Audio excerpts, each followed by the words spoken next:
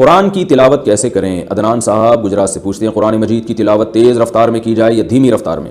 اگر تیز رفتار میں کی جائے تو کم وقت میں زیادہ تلاوت ہو جاتی ہے، نیز آواز تیز ہو یا کم ہو۔ عدنان بھائی، خواتین اگر تلاوت کرے تو ان کو تو دھیمی آواز سے کرنی چاہیے، اونچی آواز سے نہیں کرنی چاہیے۔ مرد اگر تلاوت کرے تو اونچی آواز سے تلاوت کرنی چاہیے، اتنی اونچی نہ ہو کہ لوگ ڈسٹرب ہونا شروع ہو جائیں، گھر کے افراد پریشان ہوں۔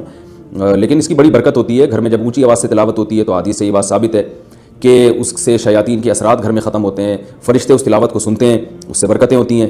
اور ویسے بھی ہمیں یاد ہے ہمارے والد صاحب جب شام کو آیا کرتے تھے گھر میں ڈیوٹی سے، تو نہا دھو کے بیٹھ کے تلاوت کرتے تھے اونچی آواز سے، تو گھر میں ایک بڑی برکت سی محسوس ہوتی تھی۔ ان کے انتقال کے بعد وہ تلاوت کی آواز ہمیں نہیں آتی تھی، ایک کمی محسوس ہوتی تھی۔ تو گھر کا سربراہ گھر میں بیٹھ کے اگر اونچی آواز سے تلاوت کرے تو اس کی اور ہی الگ برکت ہوتی ہے۔ لیکن اس میں یہ بات بہرحال ضروری ہے کہ گھر کے افراد کو تکلیف نہ ہو، ایسا نہ ہو کوئی بچہ آپ کا پڑھ رہا ہے، اسٹڈی کر رہا ہے، اس کا صبح ایگزام ہے اور آپ اس کو تلاوت سنا رہے ہیں، تو وہ بعض دفعہ پھر پریشانی کا سبب بنتی ہے یہ چیز۔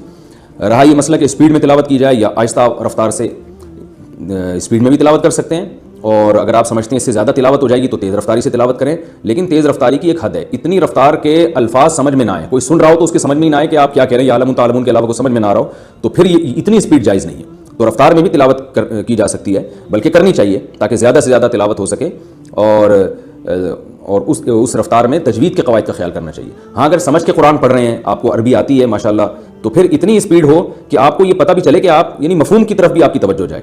اتنی زیادہ اسپیڈ کر لینا کہ مفہوم ہی سمجھ میں نہ آ رہا ہو آپ کے، تو بھی غلط ہے۔ تو اگر قرآن سمجھ کے پڑھیں گے تو پھر اتنی رفتار ہونی چاہیے کہ آپ کو ایک ایک آیت پہ غور کرنے کا موقع ملے۔